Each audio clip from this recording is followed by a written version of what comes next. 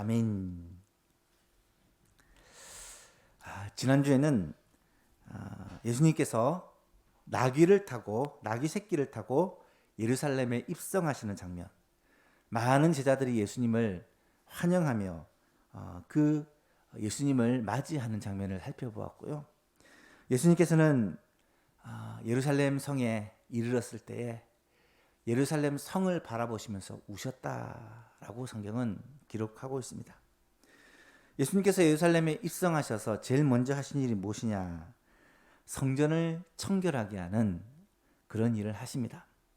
45절에서 46절을 보니까 성전에 들어가사 장사하는 자들을 내쫓으시며 그들에게 이르시되 기록된 바 내 집은 기도하는 집이 되리라 하였거늘 너희는 강도의 소굴을 만들었도다 하시니라.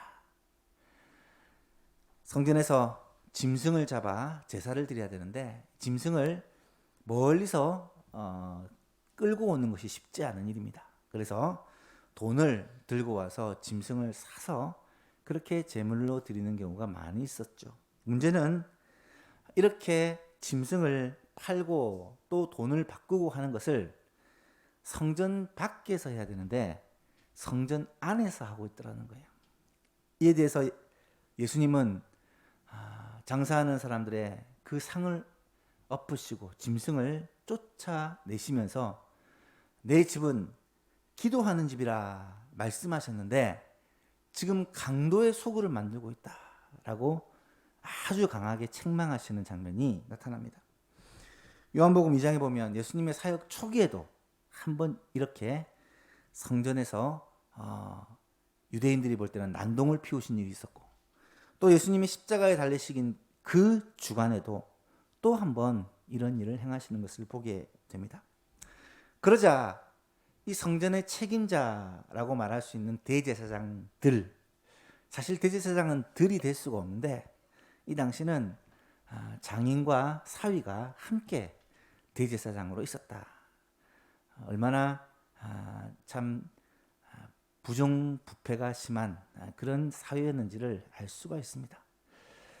이 대제사장들과 또 서기관들, 성전에 거하면서 말씀을 필사하는 사람들이 그죠? 연구하고 필사하는 사람들, 그리고 백성의 장로들, 이들은 대부분 사내들인 공의회 회원입니다. 사내들인 공의회라고 하면 유대 사회에서 가장 힘 있는 결정을 하는 의결기구이자 또 종교적인 리더 그룹이다라고 말할 수가 있어요. 이들이 볼 때 심각한 도전 행위거든요. 그래서 이 사건 이후에 어떤 일이 벌어지느냐? 오늘 보면 47절 48절을 보니까 예수님을 죽이기로 결심하고 죽일 방도를 찾더라. 47절을 보세요. 예수께서 날마다 성전에서 가르치시니 대제사장들과 서기관들과 백성의 지도자들이 그를 죽이려고 꾀하되 백성이 다 그에게 귀를 기울여 들음으로 어찌할 방도를 찾지 못하고 어떻게 죽일까 그렇게 방법을 찾고 있는 가운데 예수님의 그 말을 꼬투리 잡아 예수님을 시험하고 넘어뜨리기 위해서 예수님에게 이런 질문을 하는 거예요. 20장에 넘어와 1절 2절을 보니까 하루는 예수께서 성전에서 백성을 가르치시고 계시는데 복음을 전하고 계시는데 대제사장들과 서기관들과 장로들이 함께 가까이 가서 예수님에게 말을 겁니다. 말하여 이르되 당신이 무슨 권위로 이런 일을 하는지 또 이 권위를 준 이가 누군지를 우리에게 말하라 라고 말하고 있어요. 무슨 권위로 지금 이러고 있는지. 예수님은 그 질문에 대한 대답을 하는 대신에 다른 질문을 하세요. 3절에 보니까 대답하여 이르시되 나도 한 가지 질문을 너에게 하겠다. 내게 한번 대답해봐라. 요한의 세례가 하늘로부터냐 사람으로부터냐. 요한은 세례 요한을 말하는 것입니다. 세례 요한은 이때 이미 헤롯에 의해서 죽임을 당한 사람이에요. 이 요한의 세례가 하늘로부터냐 사람으로부터냐. 이 말은 요한이 세례를 준 것은 하나님께서 주신 권세냐 권위냐 아니면 요한이 스스로 취한 권위냐 이 말이에요. 이때 그들은 고민을 합니다. 의논을 합니다. 왜요? 만약에 하늘로부터라고 하면 그들이 요한을 인정하지 않고 요한이 전하는 세례를 받지도 않았으며, 만약에 사람으로부터라고 하면 백성들이 다 요한을 선지자로 여기고 존경하고 있기 때문에 자기들이 위험하게 될지도 모르니까 고민을 하다가 모르겠다 이렇게 대답을 한 거예요. 그랬더니 예수님께서도 나도 무슨 권위로 지금 이렇게 하고 있는지 말하지 않겠다 라고 대답을 하면서 이어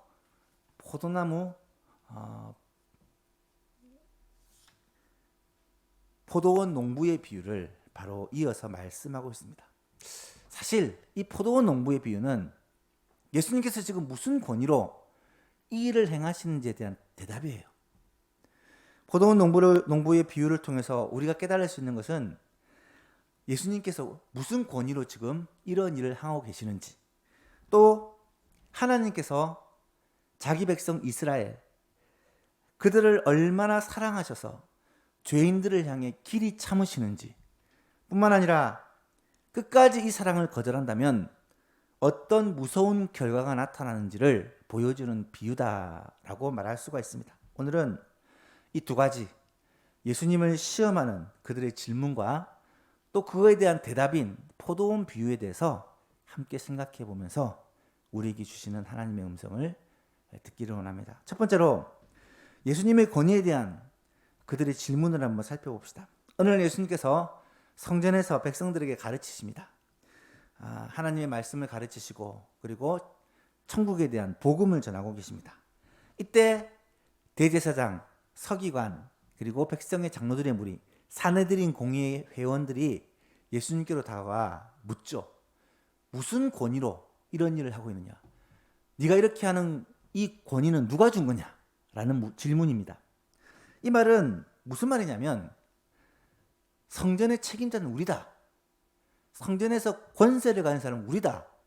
우리가 허락도 안 했는데 네가 왜 여기서 백성들을 가리키고 있고 성전에서 장사하는 사람들을 쫓아내고 짐승들을 그렇게 쫓아내고 있느냐라는 그러한 말입니다. 사실 대제사장들과 서기관들과 백성의 장로들은 예수님이 예루살렘에 입성할 때, 나귀 새끼를 타고 입성하실 때 온 백성들이 예수님을 호산나 다윗의 자손이요 메시아로 환영하는 것 자체부터 굉장히 싫어했다라는 것을 알 수가 있습니다. 뿐만 아니라 무엇보다 예수님께서 성전에서 장사하는 이들을 쫓아내시고 성전을 청결케 하신 사건은요, 그들과 심각하게 갈등을 일으키는 사건입니다. 왜냐하면 그 사람들이 어떻게 성전 안에까지 들어와 장사를 하고 있겠습니까? 결국은 이 성전을 맡은 이들과의 계약관계, 이들이 이권을 큰 이익을 얻고 있었다는 거죠. 그래서 이것에 대한 예수님의 반대가 그들에게는 굉장한 도전으로 여겨졌다라는 것이고요. 뿐만 아니라 예수님께서 그들을 향해 뭐라고 말씀하십니까? 내 집은 기도하는 집인데 너희가 지금 강도의 소굴을 만들고 있다. 여러분, 강도의 소굴을 만든다는 것이 누구를 가리키는 말이겠어요? 장사하는 사람들을 가리키는 말일까요? 아니죠. 그 성전을 가지고 이득을 취하고 있는 성전을 맡은 대제사장들과 서기관들과 백성의 장로들을 향한 하나님의 진노죠. 그것을 알았던 그들은 예수님을 향해 이를 갈았던 거예요. 저 예수를 반드시 죽여야 되는데, 바득바득 이를 갈고 있는데 예수님께 묻죠. 네가 무슨 권위로 지금 여기서 이런 일을 행하고 백성들을 가르치고 있느냐? 성전은 우리에게 속한 것이고 우리가 권위를 줘야지, 허락을 해줘야 되는데 허락도 안 받고 이게 무슨 짓이냐? 이런 의미예요. 성전은 자신들의 영역이고 자신의 허락을 받아야 하나님의 말씀을 가르칠 수 있다라는 그러한 사내들인 공의의 절대 권력을 과시하는 그러한 질문입니다. 이때 예수님께서 하신 대답이 무엇입니까? 다른 질문을 내가 묻겠다 라고 하면서 요한의 세례가 하늘로부터냐 땅으로부터냐. 여러분, 요한도요 세례를 준다라고 할 때 그 세례를 주는 것을 산헤드린 공의회로부터 허락받지 않았어요. 하나님께서 요한으로 하여금 선지자로 부르셔서 그 일을 행하게 하신 거거든요. 이 말은 요한이 하나님이 보내신 선지자냐 아니냐라는 질문이에요. 분명히 그들은 알았습니다. 세례 요한은 하나님이 보내신 선지자다라는 것을 그들은 알았지만 하늘로부터다라고 대답을 못합니다. 왜 그렇습니까? 그들이 요한을 죽이는 일에 침묵했을 뿐만 아니라 오히려 요한이 가르치는 그 가르침에 대해서 그들이 굉장히 싫어하고 반대했기 때문에, 특히 요한이 뭐라고 말합니까? 예수님을 소개하면서 예수님은 세상 죄를 지고 가는 하나님의 어린 양이다. 나는 그에 비하면 아무것도 아니다. 그는 참 선지자다라고 예수님을 소개하는 것을 그들이 잘 알고 있었기 때문에, 요한을 인정해버리면 예수님을 인정하는 것이 되기 때문에 그들은 요한을 인정할 수가 없는 거예요.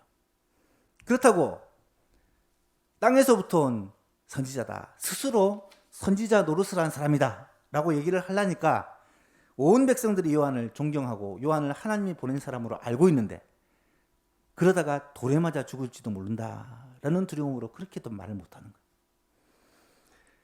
대답하기 참 곤란한 질문을 예수님은 던짐으로 말미암아 그들의 입을 막으십니다. 하지만 예수님은 무슨 권위로 이 일을 행하는지에 대해서 대답을 해주신 거예요. 어떻게 해주십니까? 비유를 들어 대답을 해주십니다. 우리가 잘 알고 있는 포도원 농부의 비유. 이 비유는 예수님께서 지금 어떤 권세를 가지고 어떤 권위로 이런 일을 행하고 있는지에 대한 예수님의 대답이다라고 말할 수 있는 거죠. 왜 예수님께서 이런 대답을 하셨을까? 예수님이 나도 이에 대하여 답하지 않겠다라고 했으면 안 해야 되는데 왜 예수님께서 이에 대한 대답을 하셨을까? 오늘 본문 20절을 잘 보시면 9절에 그가 또 이 비유를 백성들에게 말씀하시기 시작하시니라. 예수님은 지금 서기관들, 대제사장들, 백성의 장로들에게 말씀하신 것이 아니라 이 비유를 통해 백성들에게, 무리들에게 말씀을 하고 계시는 거예요. 왜요? 그들로 하여금 예수님이 누구신지를 깨닫게 하시기 위함이다 라는 것이죠. 어떤 내용입니까? 한 사람이 포도원을 만들어 농부들에게 세를 주고 타국에 가서 오랫동안 있다가 때가 되어서 포도원 소출의 얼마를 바치게 하려고 한 종을 농부들에게 보냅니다. 농부들은 종을 어떻게 합니까? 때리고 거저 보내었다. 여러분, 이런 내용들은 굉장히 그들에게 익숙한 문화입니다. 포도원을 만들어서 농부들에게 세를 주고 떠났다는 말은 당시에 대부분의 농부들은 자기 땅이 없습니다. 그래서 일할 곳이 없는 거예요.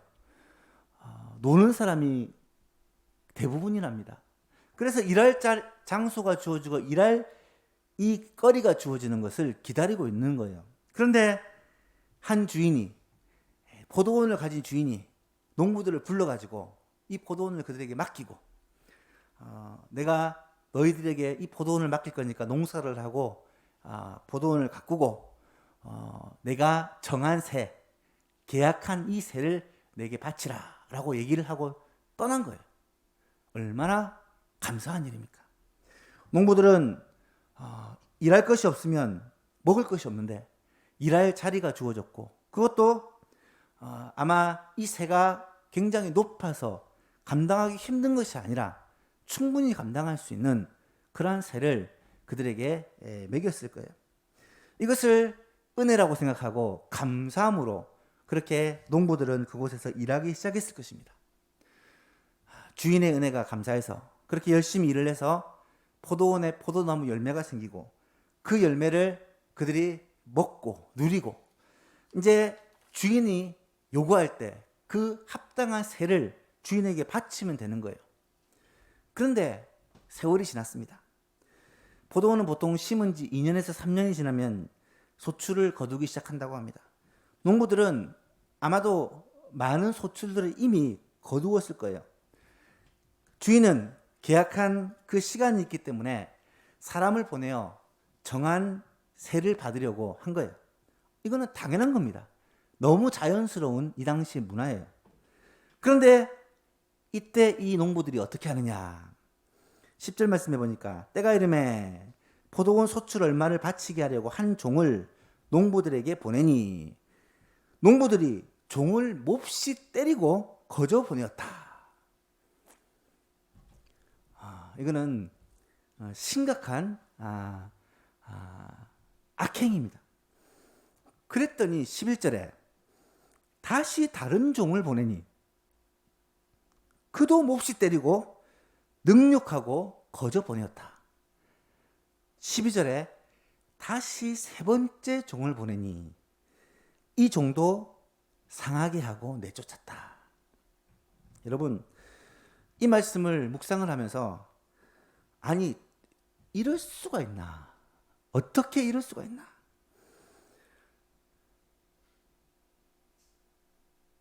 일할 것이 없어서 먹고 살 것이 없는 사람들을 불러가지고 포도원을 주고 일하게 함으로써 먹고 살 수 있는 그런 은혜를 베풀어 줬는데 이 농부들이 세상에 은혜를 원수로 갚는 것도 유분수지 어떻게 이렇게 할 수가 있나 막 화가 나잖아요.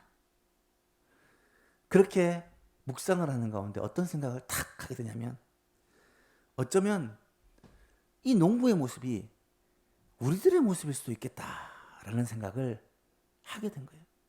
사랑하는 여러분, 농부들도 처음에는 주인이 참 고마웠을 거예요. 이 사람들이 다른 일을 하고 있으면 불렀었겠습니까? 할 일이 없어서 놀고 있는 사람들을 주인이 불러서 일자리를 주고 그것도 굉장히 좋은 일자리에서 또 좋은 조건으로 일할 수 있도록 해주고 떠난 거예요. 얼마나 감사했겠습니까? 열심히 일해서 이 포도나무가 잘 자라고 열매를 맺고 소출을 얻으니까 너무 감격스러운 거예요. 자기도 먹고 가족들도 먹고. 그런데 하루 이틀, 한 달, 두 달, 1년, 2년이 지나고 나니까 욕심이 생기기 시작합니다. 새만 안 바치면 이게 다 내게 아닌가.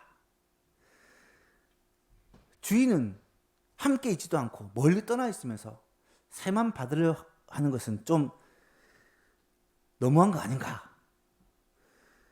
또 오랜 세월이 지나도 주인이 돌아오지 않으니까 주인이 있다라는 것을 까먹고 내가 이 포도원 주인이 아닌가라고 착각을 했을 수 있다는 거예요. 그런데 어느 날 갑자기 낯선 사람이 찾아와서는 내가 주인이 보낸 종이다. 뭐 증명서를 보여줬겠죠. 그리고 소출 얼마를 요구한다. 이걸 내라. 라고 얘기를 하니까 처음에는 뭐 지금 뭐 상황이 좀 좋지 않다. 뭐 포도나무 열매를 많이 거두지 못해서 안 된다. 뭐 거절했겠죠. 그래도 종은 물러서지 않고 주인의 명이기 때문에 꼭 해야 된다라고 하니까 농부들이 이 종을 붙들어 가지고 그냥 보낸 게 아니라 두드려 패서 많이 맞은 후에 쫓겨나게 된 거예요. 여러분, 이 농부들이, 이 악한 농부들이 원래 악한 사람일까? 여러분, 우리도요, 악해질 수 있다는 거예요. 이스라엘 백성들을 상징하는 거잖아요. 하나님께서 이스라엘 백성들에게 은혜를 베풀어 주셨습니다. 어떻게 해요? 애굽에서 종살이하고 있는 그들을 하나님께서 불러서 건져내서 광야 40년 동안을 보호하시고 인도하셔서 가나안 땅, 약속의 땅, 젖과 꿀이 흐르는 땅으로 인도하여 드려주셨습니다. 구원의 은총을 베풀어 주셨어요. 그들이 얼마나 하나님의 은혜에 감사하고 감격했겠습니까? 그곳에서 그들이 살면서 하나님을 처음에는 왜 몰랐겠습니까? 여호수아는 너희가 섬길 자를 택하라. 나와 내 집은 하나님만 섬기겠다 라고 선언하니까 모든 백성들이 우리는 결코 하나님을 버리지 않고 여호와를 섬기겠습니다. 그렇게 다짐하지 않습니까? 웬걸 얼마 시간이 지나고 나서 그들이 변질하기 시작합니다. 사사시대 하나님을 섬긴다라고 하면서 다른 신을 섬기기 시작하고요. 하나님을 섬긴다라고 하면서 자기의 옳은 대로 행하기 시작하고 하나님의 율법을 무시하기 시작하고 하나님을 나중에는 버리기 시작합니다. 왕정시대 남유다와 북이스라엘의 왕들은 하나님의 말씀을 거역하고 열방과 우상들을 섬기며 그렇게 하나님이 싫어하는 일을 계속해서 행하기를 시작하더라는 거예요. 여러분, 이스라엘의 모습이 오늘 우리들의 모습은 아닐까요? 구원받고 하나님께서 우리에게 베푸신 은혜가 얼마나 감사해서 우리 마음에 기쁨과 감격과 감사가 있었지 않습니까? 내가 평생 주님을 위해 살리라. 주께 영광 돌리며 살리라. 하나님께 예배하는 것이 가장 기쁨이요. 하나님께 찬양하는 것이 우리의 최고의 즐거움이지 않았습니까? 그런데 어느 순간 그 구원의 감격이 점점 시들어가는 거예요. 하나님께서 우리에게 베푸신 그 은혜가 점점 잊혀져 가는 거예요.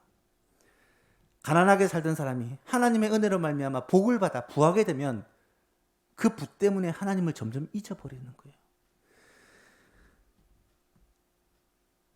질병 때문에 고통당하는 성도가 하나님께 기도함으로 질병의 나음을 받고 나면 건강 때문에 하나님을 점점 잊어버리는 거예요. 무슨 큰 어려움이 있어서 하나님께 기도함으로 그 어려움을 이기고 나면 평안 때문에 하나님을 잊어버리는 거예요. 여러분, 이것이 어쩌면 우리들의 모습이 아닌가요? 정말 힘들 때는 눈물로써 하나님 앞에 기도하고 그렇게 몸부림을 쳤는데 편안해지고 하나님의 은혜 가운데 복을 받으면 우리의 마음이 갈급함이 간절함이 점점 사라져버리고 있지는 않습니까? 다윗은 그래서 평생에 자신에게 고난이 떠나지 않고 하나님께 대한 이 사랑과 열정이 식지 않기 위해서 하나님이 내게 이런 어려움을 주셨다라고 생각을 했던 것 같아요. 우리가 오후 예배 시간에 계속 살펴보는 시편 103편은요. 다윗의 고백인데 다윗이 뭐라고 고백합니까? 내 영혼아, 자기 영혼을 향해서 지금 명령하는 거예요. 내 영혼아, 여호와를 송축하며 그의 모든 은택을 잊지 말지어다. 하나님의 은혜를 잊으면 안 돼. 자기 영혼을 향해서 명령하고 있어요. 그 은혜를 잊으려는, 망각하려는 그런 모습이 우리 가운데 있기 때문에 나를 향하여 외치며 하나님의 그 모든 은혜를 잊지 말라고 선언하고 있는 거예요. 사랑하는 성도 여러분, 오늘 우리의 모습을 돌아보았으면 좋겠어요. 여기서 참 놀라운 것은요, 주인의 태도입니다. 주인의 모습이에요. 종을 보내어 마땅한 세를 요구를 했는데 어떤 일이 벌어집니까? 두드려 맞고 쫓겨온 거예요. 여러분, 주인이 얼마나 열받았을까? 그런데 이 주인은 합리적 사고에 익숙한 우리들은 어떻게 해야 됩니까? 그러면 당연히 찾아가서 그 농부들을, 종을 때린 그 농부들을 처벌을 하고 그 농장을 빼앗아, 포도원을 빼앗아 다른 사람에게 주는 것이 당연한 거잖아요. 그런데 주인은 어떻게 하느냐? 11절에 보니까 다시 다른 종을 보내니. 그런데 그도 몹시 때리고 능욕하고 거저 보내었거든. 똑같은 일, 아니 저번보다 좀 더 한 거예요. 그러자 12절에 보니까 다시 세 번째 종을 보내니. 하나님께서 이스라엘을 회개하게 하기 위해 선지자를 보내고 또 보내고 또 보내고 또 보내시는 그 모습을 비유한 것입니다. 사랑하는 여러분, 한 번도 아니고 두 번도 아니고 세 번을 계속해서 한다는 말은 오래도록 계속해서 참으시는 하나님. 왜요? 그들에게 기회를 주는 거예요. 회개의 기회를 주는 거예요. 돌이킬 기회를 주는 것입니다.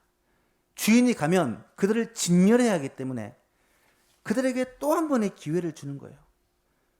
그리고요, 마지막에는 엄청나게 놀라운 결단을 합니다. 13절을 보세요. 포도원 주인이 이르되 어찌할까? 내 사랑하는 아들을 보내리니 그들이 혹 그를 존대하리라. 여러분, 결국은 종들을 여러 번 보내다가 이제는 아들을 보냅니다. 아들은 누굽니까? 아들은 주인하고 똑같은 사람이에요. 아들은 주인과 동등한 사람입니다. 하나님께서 예수 그리스도를 보내신 거예요. 그런데 주인은 아들을 보내면서도 아마 확신을 하지는 못했던 것 같아요. 혹 그는 존대하리라. 이 말은 분명히 존대할 것이다라는 게 아니잖아요. 아들도 종들처럼 똑같이 대우하지 않을까라는 걱정, 그리고 모험을 한 거죠. 왜 이런 모험을 했을까? 그들이 회개하고 돌이키기를 원하는 간절한 마음이 있기 때문에, 그 농부들을 향한 사랑이 있기 때문에 이 주인이 그렇게 행한 것이죠. 단순히 소출 얼마를 얻기 위해서 아들을 보낸 게 아니잖아요. 그들에게 마지막 경고요, 회개의 기회를 주므로 그들이 다시금 이 농부의 일을 계속할 수 있는 그런 주인을 공경하고 주인이 보낸 그 뜻을 이해하고 그들이 이 주인의 사랑을 좀 깨달을 수 있는 기회를 주기 위해 마지막 보루로 자기 아들을 보낸 거잖아요. 여러분, 이보다 더 큰 사랑이 있을까요? 이 사랑은 주인의 마지막 사랑이요, 최고의 사랑입니다. 이제 농부들은 마지막으로 보낸 이 아들만 공경하고 영접하고 그에게 마땅히 드려야 될 소출을 드리면 앞에 보낸 1번, 2번, 3번 그 악행에 대해서 주인이 용서해 주겠다는 말이에요. 지금까지 행한 모든 그 악을 내가 용서해 줄게 라는 의미로 마지막 아들을 보내신 것입니다. 하나님께서는 독생자 예수 그리스도를 보내시면서 이스라엘 백성들의 수많은 범죄, 그 악행, 이 모든 것들을 아들을 믿으면 다 용서해 줄게. 모든 잘못을 이 아들이 다 짊어지고 이 아들만 영접하면 구원해 줄게 라는 의미로 예수 그리스도를 보내셨다는 말입니다. 하나님이 세상을 이처럼 사랑하사 독생자를 주셨으니 이는 그를 믿는 자마다 멸망하지 않고 영생을 얻게. 왜 멸망하지 않습니까? 그 많은 죄 때문에 마땅히 죽어야 되는데 이 아들을 믿으면, 공경하면 용서해 주시겠다는 말이잖아요. 그것도 영생을 얻는다는 말, 최고의 복을 주시겠다는 말이잖아요. 요한복음 5장 23절에 보니까 이는 모든 사람으로 아버지를 공경하는 것 같이 아들을 공경하게 하려 하심이라. 아들을 공경하지 아니하는 자는 그를 보내신 아버지도 공경하지 아니하느니라. 그렇죠? 하나님께서는 사랑하는 아들을 보내심으로 말미암아 우리에 대한 하나님의 그 무한한 사랑을 증명해 보여주신 거예요. 로마서에서 바울은 우리가 아직 죄인 되었을 때에 그리스도께서 우리를 위하여 죽으심으로 하나님께서 우리에 대한 자기의 사랑을 확증해 주셨다라고 표현합니다. 아들을 보내신 것보다 더 큰 사랑이 있을까요? 최후의 사랑입니다. 자신의 전부를 주신 거예요. 이 아들을 공경해라, 믿어라, 영접해라. 그러면 내가 더 이상 죄를 묻지 않겠다, 책임을 묻지 않겠다. 하나님의 마지막 메시지고 구원의 유일한 기회예요. 농부들은 최고의 기회를 얻은 거예요. 아들만 공경하면, 아들만 영접하면 모든 잘못이 용서함을 받고 이제 이 주인과 함께 영원토록 좋은 관계를 누릴 수가 있게 된 거예요. 근데 이 농부들이 어떻게 합니까? 이스라엘 백성들이, 백성의 종교 지도자들이 어떻게 합니까? 14절에 보니까 농부들이 그를 보고 서로 의논하여 이르기를 이는 상속자니 아들은 주인의 상속자가 아니냐. 그를 죽이고 그 유산을 우리의 것으로 만들자. 포도원 밖에 내쫓아서 죽였습니다. 그런즉 포도원 주인이 이 사람들을 어떻게 하겠느냐.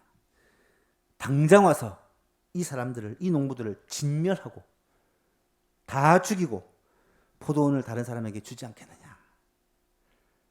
사람들이 듣고는 그렇게 되지 말아지다. 무슨 말입니까? 아이고, 절대로 그런 일이 있으면 안 됩니다. 라고 말한 거죠. 우리말 중에 겁없는 사람을 가리켜 강 큰 사람이다. 이런 표현을 씁니다.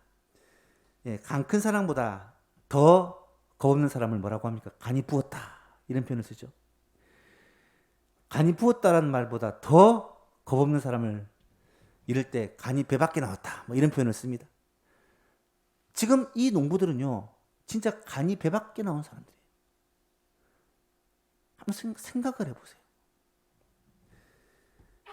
하나님께서는, 주인은 끝까지 은혜를 베풀어서 한 번, 두 번, 세 번 계속해서 종들을 보내어 그렇게 마땅한 요구를 했지만 그들을 듣지 않고 오히려 때려서 쫓아 보내었던 그 종들에게 마지막 기회, 사랑하는 아들을 보냈는데 그마저도 죽여버린 그 원수. 여러분, 이 비유를 들은 유대인들, 그리고 이 비유를 들었던 유대 지도자들, 대제사장들, 백성의 장로들, 서기관들은 무슨 생각을 했을까? 예수님은 마지막으로 시편 118편을 인용하면서 이 이야기의 결론을 짓습니다. 17절과 18절 같이 한번 읽어볼까요? 시작. 그들을 보시며 이르시되 그러면 기록된 바 건축자들의 버린 돌이 모퉁이의 머릿돌이 되느니라 함이 어찌미냐. 무릇 이 돌 위에 떨어지는 자는 깨어지겠고 이 돌이 사람 위에 떨어지면 그를 가루로 만들어 흩으리라 하시니라. 아멘. 여러분, 지금 예수님이 하시고자 하는 말씀이 무엇이겠습니까? 예수님이 아들로 오신 거예요. 아들로. 이미 하나님이 보내신 선지자들을 1번, 2번, 3번 수많은 선지자들을 거역하고 죽이고 학대했던 그들에게 마지막으로 최후의 보루로 하나님의 사랑의 극치로 예수님이 오신 거예요. 그런데 그 예수님을 지금 이스라엘 백성이 지도자라고 하는 사람들이 죽이고자 하는 거예요. 간이 배 밖에 나온 사람들이에요. 그들을 향해 예수님은 마지막 경고를 주는 거예요. 이 말은 회개할 기회를 준다는 말입니다. 지금이라도 깨닫고 지금이라도 회개하고 돌아오라는 거예요. 그러면서 무서운 경고를 해요. 무릇 건축자들의 버린 돌은 예수님을 말해요. 그 돌이 건물의 머릿돌이 됐단 말은 하나님의 나라의 주춧돌이라는 말인데, 무릇 이 돌이 돌 위에 떨어지는 자는 깨어지겠고 만약에 이 돌이 사람 위로 떨어지면 그를 가루로 만들어서 흩어버릴 것이다. 주인의 진노가 지금 머리 끝까지 차올라서 이 아들에 대한 주인의 그 진노가 지금 곧 임한다라는 것을 예수님은 경고하고 있는 말씀이에요. 사랑하는 여러분, 이 비유를 통해 예수님께서 하고 싶어 하시는 말씀이 무엇입니까? 예수님이 누구신지를 지금 가르쳐주고 있습니다. 예수님이 무슨 권위로 지금 이런 일을 행하시는지를 가르쳐주고 있어요. 자기 자신에 대해서 비유를 통해 증언하고 있습니다. 예수님이 누구십니까? 예수님은 하나님을 대신하여 하나님과 동등한 아들로 오신 분이라는 거예요. 그들이 그렇게 경외하고 두려워하고 존경하고 섬기는 하나님과 동등한 분, 하나님의 아들로 지금 이 자리에 오신 분이라는 말이에요. 뿐만 아니라 예수님은 우리에게 구원을 베풀어 주시기 위해 구원의 주로 오신 분단 말입니다. 지금까지 많은 악을 행하였을지라도 마지막 이 아들만 영접하면, 이 아들만 존중하면 구원을 받도록 구원에 주로 오신 분이라는 말입니다. 뿐만 아니라 예수님은 심판에 주로 오시는 분이에요. 만약에 예수님을 영접하지 않으면, 아들을 거역하면, 아들을 죽이면 그들은 하나님의 무서운 심판을 면할 수가 없게 된다는, 심판에 주로 오시는 분이다 라는 것을 이 비유를 통해 말씀하고 계신 거예요. 하나님의 사랑과 하나님의 긍휼과 하나님의 인내의 결정체가 바로 예수님이라는 말입니다. 그를 믿는 자는 지금까지의 모든 죄가 다 사함받고 용서함을 받을 수 있으며, 예수님을 거절하는 자는 하나님의 무서운 심판을 결코 피할 수가 없게 된다는 그런 말씀이에요. 사랑하는 여러분, 이 예수님의 경고의 말씀을 우리도 듣기를 원합니다. 혹시 이 자리에 그 주님의 사랑을 거절한 분이 계십니까? 물론 그렇지 않겠죠. 주님의 그 사랑을 거절하면 하나님의 무서운 심판을 피할 수가 없게 됩니다. 주님의 그 사랑을 받아들이면 아무리 많은 죄를 지었을지라도 용서함을 받게 되고 구원을 받게 된다는 거예요. 사랑하는 성도 여러분, 이 은혜를 이 시간에 예수님은 비유를 통해 우리에게 가르쳐주고 계시는 것입니다. 우리는 때로는 실수할 수도 있습니다. 때로는 넘어질 수도 있어요. 때로는 내 욕심과 내 생각 때문에 하나님의 은혜를 거절할 수도 있습니다. 하지만 하나님이 보내신 자, 하나님의 아들 예수 그리스도, 그분을 거역하면, 그분을 거절하면 우리에게는 하나님의 진노와 심판이 있다는 것. 실수하고 넘어지고 죄를 지을 수 있지만 예수님을 믿으면, 예수님을 붙들고 의지하면 하나님은 우리에게 은혜를 베풀어 주신다는 거예요. 사랑하는 예수 모임 여러분, 이 자리에 있는 모든 성도님들은 예수님을 믿고 의지함으로 말미암아 이 은혜를 받아 누리는 성도님 될 수 있기를 축복합니다. 우리 예수만교회 성도들 한 사람도 빠짐없이 하나님이 보내신 그 아들 예수 그리스도를 믿고 의지함으로 말미암아 이 은혜에 동참하기를 원하고, 한 사람도 예수님을 거역하고 예수님을 죽이는 데 동참함으로 말미암아 멸망을 당한 그런 어리석은 자가 없도록 여러분이 이 밤에 기도하기를 원하고요. 우리의 자녀들, 이 예수만 교회를 통하여서 이 지역의 많은 영혼들과 이 나라 이 민족 가운데 많은 영혼들이 주님을 알고 주님께로 돌아오는 이 은혜를 입게 해달라고, 우리 예수만교회가 하나님의 축복의 통로가 될 수 있게 해달라고, 마지막 때에 정말 주의 이름을 증거하고 예수 그리스도를 전하는 그 구원의 통로가 되게 해달라고 간절히 기도하는 이 밤이 되었으면 좋겠습니다.